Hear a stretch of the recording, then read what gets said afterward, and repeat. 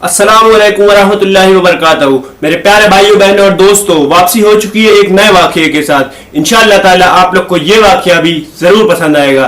तो आइए बिना वक्त ज़ाया करे शुरू करते हैं। राजा नौशेरवां ने अपने लिए एक बड़ा आलीशान महल बनवाया और वहां रहने लगे। फिर उन्हीं ने अपने वजीरों से पूछा कि क्या इस महल में कोई कमी तो नहीं है।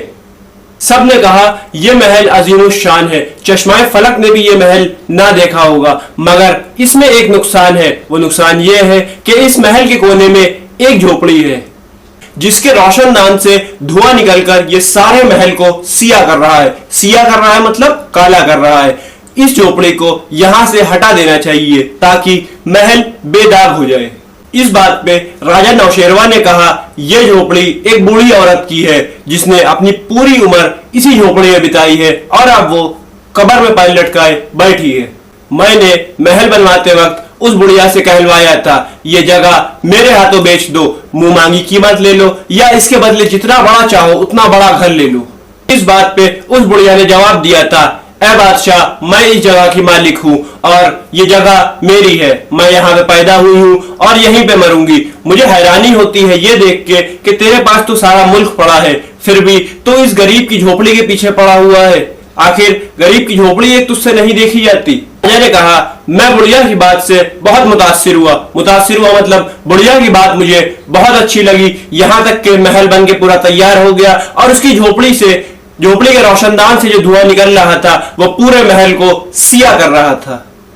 मैंने उसे एक दिन एक पैगाम भिजवाया और कहा कि ये धुआं पूरा महल खराब कर रहा है। तो उस बुढ़िया ने कहा मैं अपने लिए खाना बनाती हूँ। फिर मैंने उसके लिए भुना मुर्गा, बिरयानी और कोरमा भेजा और एक बात कहलवाई, ऐ माँ, मैं तुम्हारे लिए रोज रोज तरह तरह के खाने भिजवाता रहूंगा, तुम अपनी झोपड़ी में आग जलाना छोड़ दो। इस पे उस बुढ़िया ने कहा, ऐ बादशाह, मुल्क में कितने लोग हैं जो फाका कर रहे हैं और कितने दिल जले हैं जो रो रहे हैं, और आप मुझे भुना मुर्गा, बिरयानी और कोरमा खिलाएंगे। मैं अपने अल्लाह से डरती हूँ। मैंने 70 साल जौ की रोटी खा के बिताए और अब भुना मुर्गा, बिरयानी और कोरमा खाने लगूं।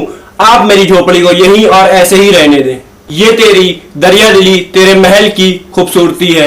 हजरत फारूक रजी अल्लाह तआला अन्हा जब देखेंगे कि तूने अपने महल के कोने से ये झोपड़ी नहीं हटाई तो वो बहुत खुश होंगे और अपने प्रजा के साथ और अच्छा सलूक करेंगे।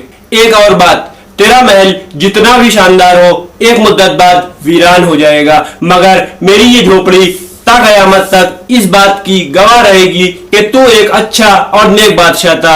यह बात राजा को बहुत पसंद आई, इसलिए राजा ने अपने महल के कोने में उसको झोपड़ी में रहने दिया।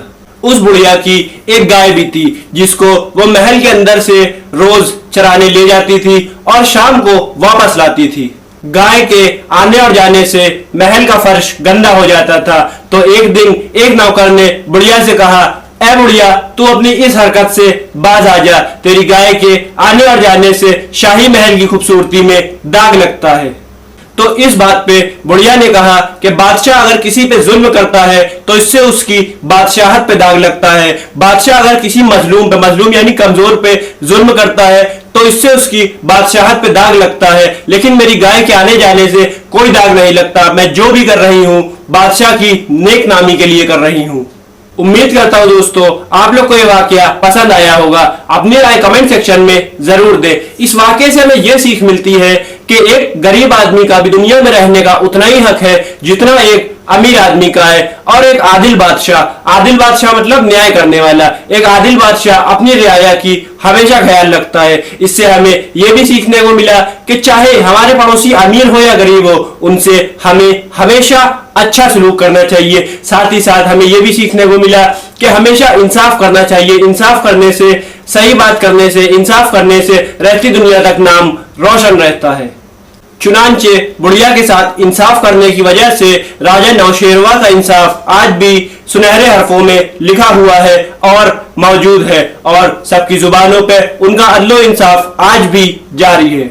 मेरे प्यारे भाइयों बहनों और दोस्तों, बहुत जल्द मिलते हैं एक दूसरी वीडियो में नए और सच्चे वाकये के साथ। तब तक मुझे इजाजत दे। अपने भाई को दुआओं में याद रखे।